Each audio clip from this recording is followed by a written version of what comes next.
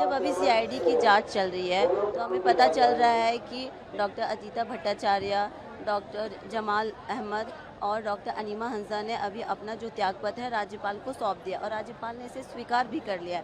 तो इसका ये मतलब निकल रहा है कि जेपीएससी में ज़रूर गड़बड़ी हुई है, तभी इन लोग डर से इस्तीफा दे रहे हैं अपना। लगता है कि जो राजनीतिक पार्टियों में शामिल ये लोग थे तो कहीं ना कहीं शामिल कुछ ना कुछ गड़बड़ियों में शामिल थे। बिल्कुल, गड़बड़ी में तो शामिल होंगे तभी ना वो अपना इस्तीफा डर से दे रहे हैं, वरना कोई अधिकारी अपना इस्तीफा क्यों देगा। जब हमारे पूरे अध्यक्ष का जब उन्होंने इस्तीफा जब अपना दे दिया, तब अभी सीआईडी की जांच जैसे जैसे बढ़ते जा रही है, ये लोग भी डर से अपना इस्तीफा देते जा रहे हैं। सीआईडी की जांच चल रही है तो आप लोग सीबीआई की मांग कर रहे हैं। हाँ,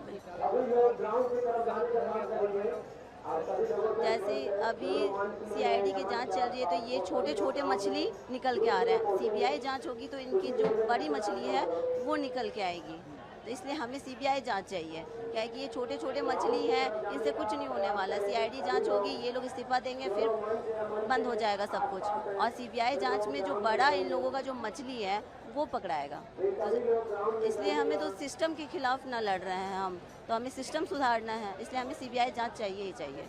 देखिए, जैसे आप देख रहे होंगे कि हम लोग लगातार ये 15वां दिन है हमारा प्रदर्शन का और कुछ लोग अनशन में हैं और आप देख रहे हो कि कैसे लोग अपना इस्तीफा दे रहे हैं। इस्तीफा दे देने मात्र से उनकी जो अकाउंटेबिलिटी है वो सुनिश्चित नहीं होगी, क्योंकि जिस कार्यकाल में उन्होंने जो गलतियां की हैं तो कुछ बच्चे जो ईमानदार छात्र थे वो बाहर रह गए, उनके साथ तो गलत हुआ, उनके साथ जस्टिस नहीं हुआ। तो उनके कार्यकाल में जो भी गलत काम हुआ है उसकी निष्पक्ष जाँच होनी चाहिए और कड़ी से कड़ी कार्रवाई और कड़ी से कड़ी सजा मिलनी चाहिए, ताकि संवैधानिक पदों पर ऐसे ईमानदार लोग आए जिनकी छवि पहले से अच्छी हो और अगर वो इस्तीफा देते हैं तो उनके कार्यकाल में जो भी गलतियां हुई है उसको उस समय कड़ी से कड़ी सजा मिले, ताकि भारत में, झारखंड में ही नहीं भारत में ये संदेश जाए कि इस तरह के पदों में अगर आपकी संलिप्तता पाई जाती है, जवाबदेहिता या पारदर्शिता की कमी होती है या भ्रष्टाचार में पाए जाते हैं तो आपके साथ सख्त कार्रवाई की जाएगी और पूरा देश आपके विरोध खड़ा रहेगा। सिस्टम में पूरे तरह से जो इस्तीफे हुए हैं इसके बाद क्या लगता है?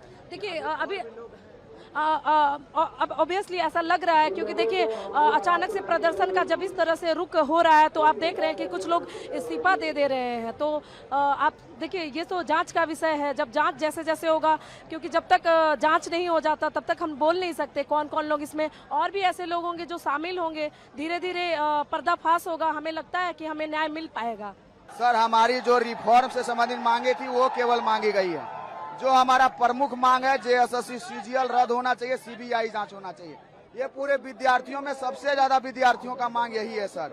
इसके अलावा 11 to 13 खुद जेपीएससी कबूल किया है सर कि हम नियम के खिलाफ उत्तर पुस्तिका जांच किए हैं, 0.255 नंबर से बाहर हुए हैं। मैंने ये भी कहा कि आप फिजिकल कॉपी हमको दिखा दीजिए, तो बोले हम दिखाएंगे, जेपीएससी का संगठन को फिर से बनाएंगे तब दिखाएंगे। हम बोले नहीं, एक दिन के अंदर दिखाइए। 1 साल से हम कॉपी दिखाने के लिए प्रयासरत हैं, आरटीआई किए हैं, कोर्ट गए हैं, कोर्ट का आदेश भी है कि कॉपी दिखाए, फिर भी नहीं दिखाया जा रहा है। तो इसमें कुछ नहीं बोल रहे हैं, ठीक हम जांच करेंगे। जांच करेंगे, क्या जांच करेंगे आप? पहले रद्द कीजिए, चूंकि अनसंवैधानिक रिजल्ट है, सीबीआई जांच कीजिए, तब जाकर के छात्रों के साथ न्याय होगा।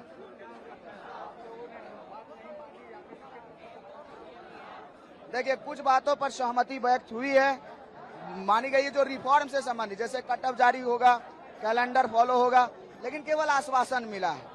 एज रिलैक्सेशन को लेकर अभी मतभेद है, जो पेंडिंग एग्जामिनेशन उसको जल्दी बहाली करने का कोशिश की जाएगी। जेएसएससी सीजीएल में उनका कहना था रिटायर्ड जज की अध्यक्षता में हम कमेटी बना के जांच करवाएंगे, जो बिल्कुल भरोसा नहीं है। सीआईडी जांच करेगी, जो बिल्कुल भरोसा नहीं है।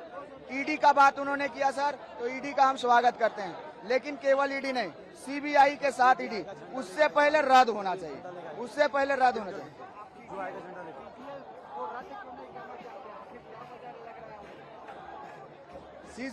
सीजीएल का उनका कहना है कि रद्द इसलिए नहीं करना चाहते हैं क्योंकि मेहनती लोगों का भी सिलेक्शन हुआ है।